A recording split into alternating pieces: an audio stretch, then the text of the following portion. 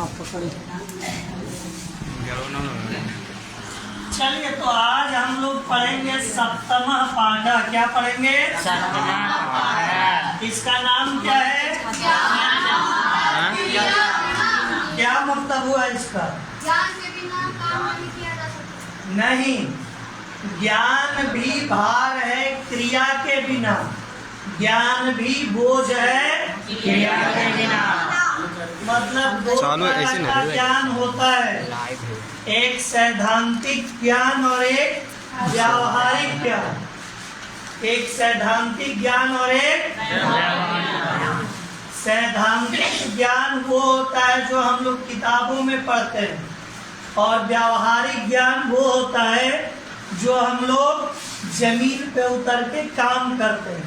जैसे आप साइंस पढ़ रहे हैं तो साइंस की थ्योरीज को प्रैक्टिकल कहाँ कीजिएगा? जाके लेबोरेटरी में। अगर लैब में आपको काम करने नहीं आता है तो बाकी सब फॉर्मूला याद करना बेकार की बात है। आप लैब में जाइएगा, खुद अपना कुर्ता हाथ चलेगा, लैब में भी आग लगा के चले जाइए। ठीक है? बड़ा बड़ा इंजीनियरिंग आपने पढ़ लिया ऑटोमोबाइल सेक्टर। एक लेबर मिस्त्री जो काम करता है वो आपको कहेगा कि ठीक है आप बहुत बड़े इंजीनियर है तो इस इंजन को खोल के कर दीजिए, तो पसीने से आप तरबतर हो जाएंगे। तो ज्ञान भी बोझ के समान है, किसके बिना? क्रिया के बिना, व्यवहार के बिना। हम खूब डबल MA PhD हैं और सड़क पे कोई इंसान गिर करके तड़प रहा है, हम उसे उठा के हॉस्पिटल नहीं ले जा सकते हैं तो आग लगे ऐसी PhD की डिग्री है ना। कोई अंगूठा छाप अगर उसका मदद करता है तो मेरे सामने वही विद्वान है, मैं एक तुच्छ व्यक्ति हूँ। बात समझ में आई? यस। तो इसलिए आज आपको ये लेसन पढ़ना है कि ज्ञानम भार क्रिया बिना, क्रिया के बिना ज्ञान भी, नॉलेज भी किसके समान है? बोझ के समान, भार के समान है। पंचतंत्र नामकस्य संस्कृत नीति कथा ग्रंथस्य अंतिमे तंत्रे विद्यमानाया कथाया संपादित अंशोयम पाठ। पंचतंत्र और हितोपदेश नाम सुने हैं? ये दोनों लोकप्रिय कहानियां इनके अंदर हैं, न सिर्फ भारतवर्ष में अपितु दुनिया भर में मशहूर हैं ये दोनों किताब। कथा कहानी के माध्यम से, चुटकुला के माध्यम से आपको ज्ञान दे दिया जाएगा। इसमें इंटरेस्टिंग हो, नॉलेज पढ़ाने का तरीका ऐसा हो जो बच्चों के लिए बोझिल न हो, इंटरेस्टिंग हो, बच्चे उसमें रुचि लें, तो उस तरह से पंचतंत्र और हितोपदेश में पढ़ाया गया। तो आपके सामने यह जो लेसन है ज्ञान भार क्रिया बिना, ये पंचतंत्र नामक संस्कृत नीति कथा ग्रंथ का अंतिम तंत्र से विद्यमान कथा को संपादित करके आपके सामने यह अंश प्रस्तुत किया गया। उसमें 5 तंत्र हैं, पंचतंत्र में 5 विभाग हैं उसके, तो उसका जो अंतिम विभाग है वहां से ये कथा आपको दी गई है। ठीक है? अस्याम कथायाम व्यवहारम बिना शुष्कस्य ज्ञानस्य निरर्थकता दर्शिता। यह जो कथा आप पढ़ेंगे इसमें आपको यह जानकारी दी जाएगी कि अगर आप वास्तविक धरातल पे उतर के काम करना नहीं जानते हैं तो बड़ी बड़ी किताबों को रटना आपके लिए क्या है? बेकार है। क्या है? बेकार है। बेकार है। आपको क्या आना चाहिए? व्यवहार आना चाहिए। क्या आना चाहिए? व्यवहार। लाइव चलते ना। उत्तम च शास्त्राण्यधित्यापि भवन्ति मूर्खाः यस्तु क्रियावान पुरुषः स विद्वान्। कहा भी गया है, क्या कहा गया? शास्त्राण्यधित्यापि, शास्त्राणि अधित्यापि भवन्ति मूर्खाः। शास्त्रों को पढ़ने वाला इंसान भी मूर्ख हो सकता है। ठीक है? PhD होल्डर, MBBS करने वाला, BTech MTech करने वाला भी मूर्ख हो सकता है। यस्तु क्रियावान पुरुषः स विद्वान्। जो क्रियावान व्यक्ति है वही विद्वान व्यक्ति। ठीक है? जो क्रियावान व्यक्ति है वही विद्वान व्यक्ति है। अत्रोपदेशो लभ्यते यत् व्यवहारो बुद्धि क्रिया वा ज्ञानस्य परिणामः भवति। जैसे दूध का परिणाम क्या है? घी। दूध को दही बनाते हैं, दही को मक्खन करके मक्खन निकालते हैं, मक्खन को गर्म करके वापस क्या प्राप्त करते हैं? घी प्राप्त करते हैं। तो हमारा जो व्यवहार होता है, उठना बैठना, कपड़ा पहनना, लोगों से बातचीत करना, किसी भी कोई भी समस्या आई तो उस समस्या का समाधान ढूंढना, ये सब किसका परिणाम होता है? हमारे ज्ञान का परिणाम होता है। ठीक है। अत्रोपदेशो लभ्यते यत् व्यवहारो बुद्धि क्रिया वा ज्ञानस्य परिणामः भवति। आपका व्यवहार, आपकी बुद्धि, आपके द्वारा किए जा रहे कार्य, ये सब किसका परिणाम है? ज्ञान का परिणाम। और अगर आपके अंदर बुद्धिमत्ता नहीं है, व्यावहारिक ज्ञान नहीं है, आप समस्याओं का सही तरीके से सामना नहीं कर पाते हैं, तो फिर बड़ी बड़ी डिग्रियां, बड़ी बड़ी किताबें सब क्या है? बेकार। ठीक है। तो ज्ञान का परिणाम है व्यवहार, बुद्धि अथवा क्रिया। अपने आप लाइट वाले व्यवहारं बिना तु पांडित्यम व्यर्थम भारभूतम च। व्यवहार अगर नहीं आया तो आपका पांडित्य बेकार है, बोझ के समान। जैसे मैं रामकिशोर शर्मा, शिक्षक उच्च विद्यालय मखदूमपुर, 3 विषय में MA और PhD।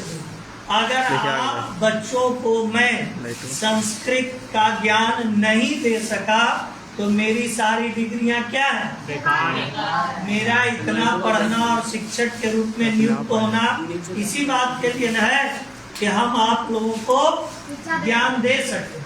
और अगर आप लोग हमसे लाभान्वित नहीं हुए, आपने कहा सर को पढ़ाने नहीं आता है, सर ज्ञानी बहुत हैं लेकिन ज्ञान बांटने उनको नहीं आता, हम लोग उनकी बात को समझ नहीं पाते, वे अपने लेवल से नीचे आ ही नहीं पाते, गुरूर है उनके अंदर, तो फिर मेरा पढ़ना बेकार। बात समझ में आई? तो आप लोग भी जब आपस में गाली गलौज करते हैं, एक दूसरे को अरे करके बुलाते हैं, तो हमको बड़ा आनंद आता है कि मैं बढ़िया शिक्षक, अच्छा पढ़ा रहा हूं। नहीं, आपका पढ़ना सार्थक हो गया? यस। कौन बोले यस? अरे हम बार बार 100 बार 1000 बार कहते हैं कि पढ़ के आप जज मत बनो, कलेक्टर मत बनो, कोई फर्क नहीं पड़ता। एक अच्छा इंसान बनो, एक सुसभ्य नागरिक बनो। आपको बोलने का तरीका, बैठने का तरीका, कपड़ा पहनने का तरीका आपके अंदर आए। स्किल डेवलपमेंट शब्द सुने हैं? स्किल डेवलपमेंट में क्या होता है? कहीं गए और ये सारा बटन खोल के बाँ चढ़ा के गए इंटरव्यू देने, तो जॉब मिल जाएगी आपको। जानकारी के साथ साथ आपको अपना परिचय देना आना चाहिए, आपको कपड़ा ढंग से पहनना आना चाहिए, उठने बैठने का तरीका आना चाहिए, एक दूसरे से बातचीत आदर के साथ करें, यही होता है ना? तो आप लोग ऐसा करते हैं? क्यों नहीं करते? 80% कब शुरू कीजिए?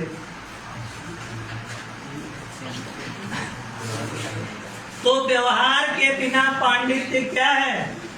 व्यर्थ है और बोझ के समान है, क्योंकि कहा गया है वरम बुद्धिर्न सा विद्या, वरम बुद्धिर्न सा विद्या, वरम बुद्धिर्न सा विद्या, वरम बुद्धिर्न सा विद्या, विद्याया बुद्धिरुत्तमा, विद्याया बुद्धिरुत्तमा, बुद्धिहीना विनश्यन्ति, बुद्धिहीना विनश्यन्ति, यथा ते सिंहकारका, यथा ते सिंहकारका। वरम बुद्धिर्न सा विद्या। वर माने श्रेष्ठ, वर माने दूल्हा, आप लोग समझते हैं ना? शादी विवाह में जो मेन आदमी होता है, जिसका विवाह होता है, वही वर होता है ना? उसको वर क्यों कहा जाता है? उस लड़की के पिता ने 100-150 लड़कों के यहाँ गया, और उनमें से एक को सिलेक्ट किया, क्योंकि वो सब में श्रेष्ठ था। उसे लगा ये मेरी बेटी का अच्छे से ख्याल रख सकता है, ठीक है, इसके साथ मेरी बेटी अच्छे से सेटल हो सकती है, इसलिए उसको वर कहा जाता है। वर माने श्रेष्ठ। तो वरम बुद्धि, श्रेष्ठ कौन है? बुद्धि। न सा विद्या, विद्या श्रेष्ठ नहीं है। विद्या या बुद्धि उत्तमा, विद्या से उत्तमा कौन है? बुद्धि। है। विद्या से उत्तमा बुद्धि। बुद्धिहीना विनश्यन्ति। आपने विद्या तो बहुत पढ़ी, लेकिन बुद्धिमान व्यक्ति नहीं बन सके तो आप क्या हो जाइएगा? बुद्धि। कैसे? यथाते सिंहकार का, जैसे शेर बनाने वाले में। एक बार एक आदमी नाव पे बैठा, उसे अपने विद्या का बहुत गुरूर था। उसने नाविक से कहा, तुम कहाँ तक पढ़े लिखे हो? बोला मैं नहीं पढ़ा लिखा। तो तुम्हारी जिंदगी तो फिर बेकार है। मैंने देखो ये पढ़ाई की, वो पढ़ाई की, MA किया, PhD किया, LLB किया। ऐसे करते करते नाव बीच मझधार में चली। हाँ, तो नाविक ने उनसे पूछा कि आपको तैरना आता है? तो नहीं। बोले कि तो अब नाव डूबने वाली है, आप अपनी पढ़ाई संभालिए और मैं अपनी पढ़ाई संभालता। फिर वे नाविक का पांव पकड़ लिए, तो उसी नाविक ने उनको छान के किनारा लगाया। समझ बात आई? तो व्यावहारिक ज्ञान आपके अंदर नहीं है, तो बड़ी बड़ी डिंगे और बड़ी बड़ी डिग्रियां हाँकने की कोई आवश्यकता नहीं है। सर, हर सर विद्या काम नहीं आता। विद्या का परिणाम है बुद्धि। आपने जो पढ़ाई पढ़ी, उस पढ़ाई को व्यवहार में उतारना आपको आ गया, ठीक है, तो आप एक विद्वान व्यक्ति हैं। और व्यवहारिक ज्ञान के समय, जैसे आपने MBBS किया और आपके सामने कोई आदमी छाती पकड़ के बैठा हुआ, ठीक है, आप अपने हॉस्पिटल में नहीं है, आपके पास आला ताला जो भी व्यवस्था होती है नहीं है, लेकिन उसमें ये भी तो पढ़ाया जाता है कि कैसे छाती पे ठोका जाता है, अगर ऑक्सीजन नहीं हो तो कैसे मुंह से सांस दिया जाता है। ये तो आप अप्लाई कर सकते हैं ना वहाँ पे, PCR जिसको बोलते हैं, और वो आप नहीं कर पा रहे हैं, तो इसका मतलब फिर आप सारा ज्ञान आपका बेकार है ना। बात हमारे सामने जो परिस्थितियां हैं और जो संसाधन उपलब्ध है, उन उपलब्ध संसाधनों के बदौलत हम क्या कर सकते हैं, यही तो बुद्धिमान व्यक्ति की पहचान है। बात समझ में आई? तो देखो, अब बता भी दिया कि बुद्धिहीना विनश्यन्ति यथाते सिंहकार का, जैसे वे सिंह बनाने वाले चले गए। ये कहानी का एक इशारा आपको दे दिया गया कि इसमें कुछ ऐसे लोगों की चर्चा होगी जिन्होंने एक सिंह बनाया। क्या बनाया? एकस्मिन् नगरे 4 युवानः परस्परम मित्र भावेन निवसन्ति स्म। एक शहर में 4 युवा पुरुष आपस में मित्रता के साथ निवास करते हैं। तेषां त्रयः शास्त्र पारंगता, उसमें 3 बहुत बड़े बड़े डिग्री होल्डर थे, ठीक है, बहुत बड़ी विद्वत्ता थी उनके पास 3, परंतु बुद्धि रहता, लेकिन व्यावहारिक ज्ञान उनके पास जरा सा भी नहीं था। नहीं था।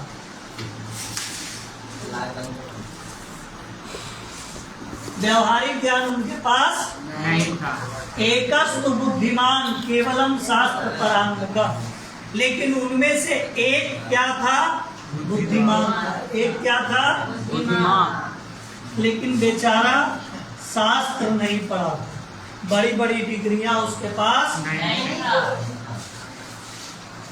अत तै कदाचित मित्रैर मंत्रतम को गुरु विद्याया येन देशांतरं गत्वा भूपतिं परितोष्य अर्थोपार्जना न क्रियते। अत तै कदाचित मंत्रतम, उन लोगों ने मंत्रणा की। क्या की?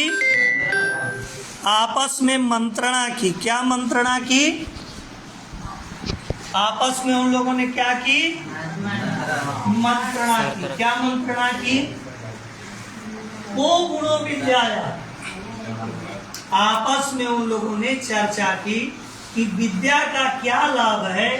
ये न देशांतरम गत्वा, जिसके द्वारा दूसरे देश में जाकर के भूपति परितोष्य, राजाओं को प्रसन्न करके अर्थोपार्जना न क्रियते। ऐसी विद्या का क्या फायदा जिसके द्वारा दूसरे देशों में जाकर राजाओं को खुश करके और उनसे पैसा नहीं कमाया जाए। बात समझ में आई?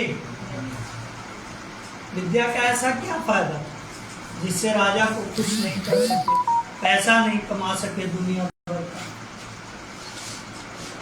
तत्पूर्व देशम गच्छामा, इसलिए हम लोग पूर्व देश को चलते हैं। किस तरफ चलते हैं?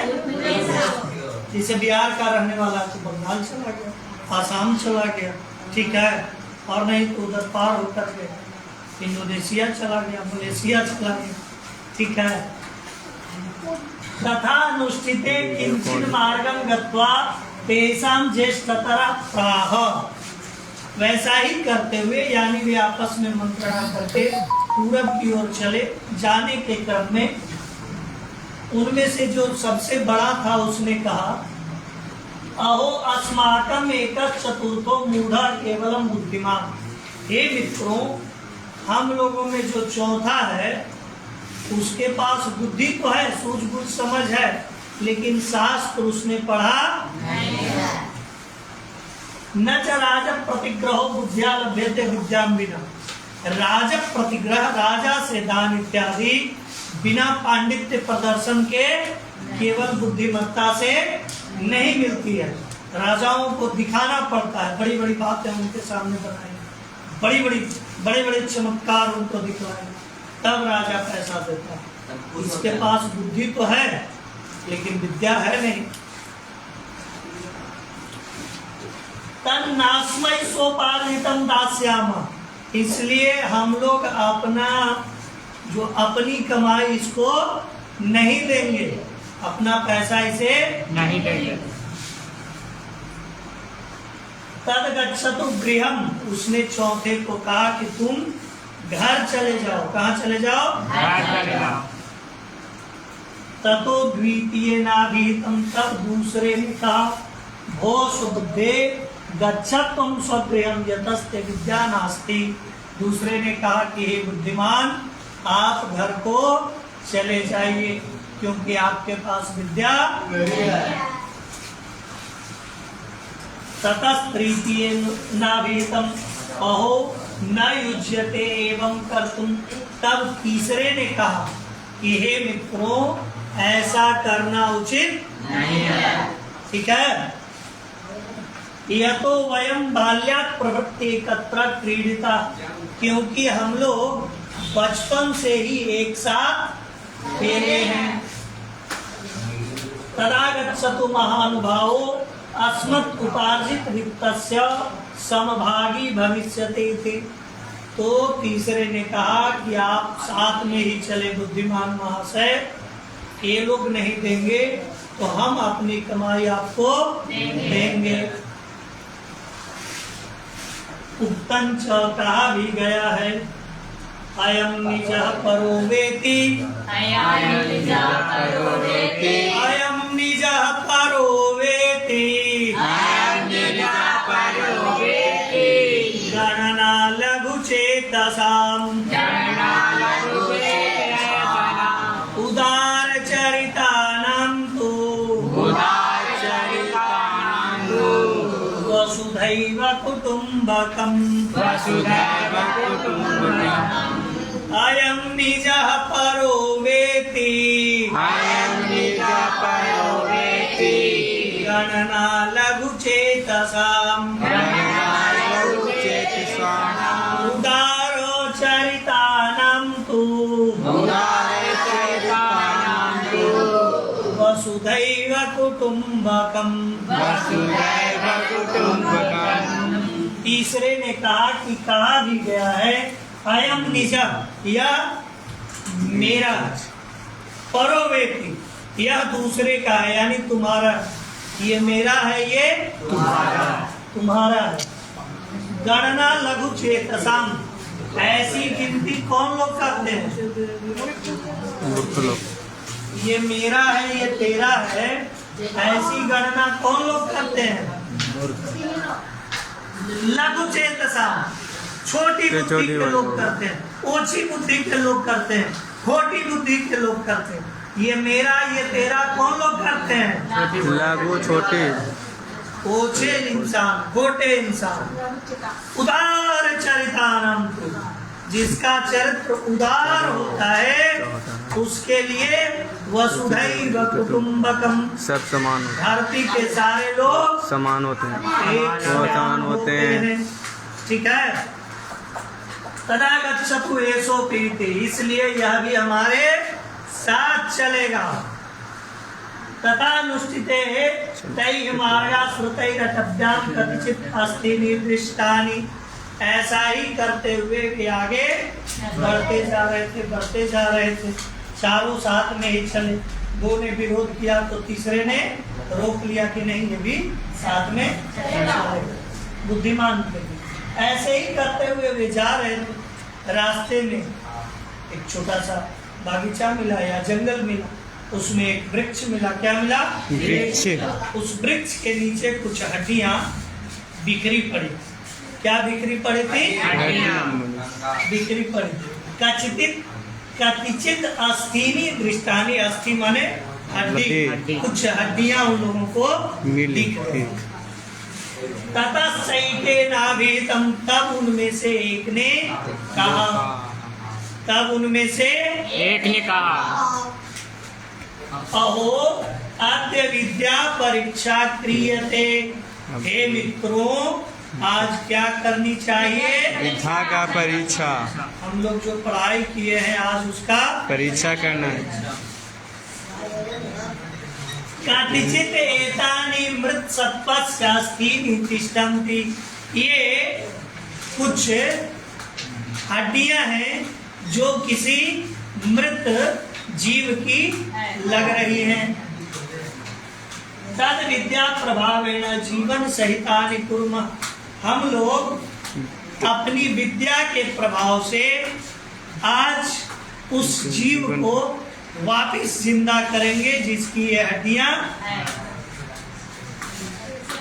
अहम अस्थि संचयम करोमि, पहले ने कहा कि मैं हड्डियों का ढांचा वापिस तैयार कर देता हूँ। ठीक है। आप लोग कौन सा खेल खेलते हैं जिसमें अलग अलग चीजों को एक साथ करके बनाना होता है? पजल बोलते हैं। पजल में क्या होता है, आपको कोई नक्शा रहेगा, चाहे वो किसी तोते का फोटो हो, चाहे बिहार का नक्शा हो, चाहे भारत का नक्शा हो, चाहे आदमी का फोटो हो, और उसको 8, 10, 15 हिस्से में बनाया रहेगा और सब इधर बितर किया रहेगा। आपको देख देख करके उसको सही तरीके से सजा देना, अपनी बुद्धिमत्ता से बदलना है ना। तो इसने क्या किया, कहा कि मैं हड्डियों को बटोरता हूँ, पता करता हूँ जबड़ा कहाँ पे है, कान की हड्डियाँ कहाँ है, नाक की हड्डियाँ कहाँ, हाथ पाँव कहाँ है, पेट कहाँ है। ठीक है।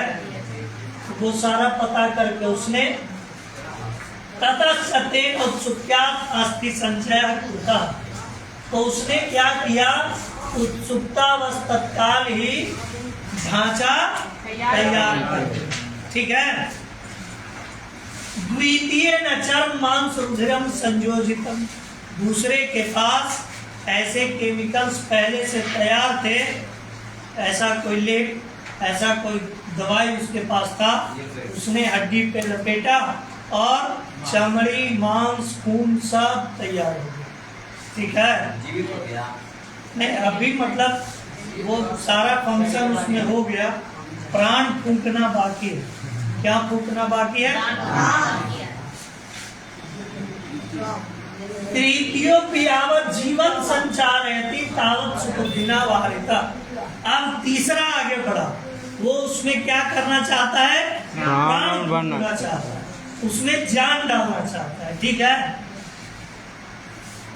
तावत् सुबुद्धिना वारिता, तब जो चौथा वाला था बुद्धिमान वाला, उसने रोका। वारिता माने रोका, रुको रुको, बहुत तिष्ठतु भवान, रुको भाई, है ना, रुकिए, बहुत तिष्ठतु भवान, हे मित्र आप रुक जाइए।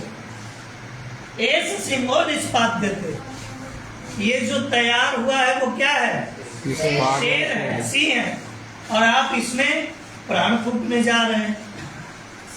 यद एनम सजीवम करिष्यसि तथा सर्वानपि व्यापादयिष्यति, अगर आप इस शेर को जीवित कर देंगे तो ये शेर तो जीवित हो जाएंगे, लेकिन हम चारों का क्या होगा, है ना,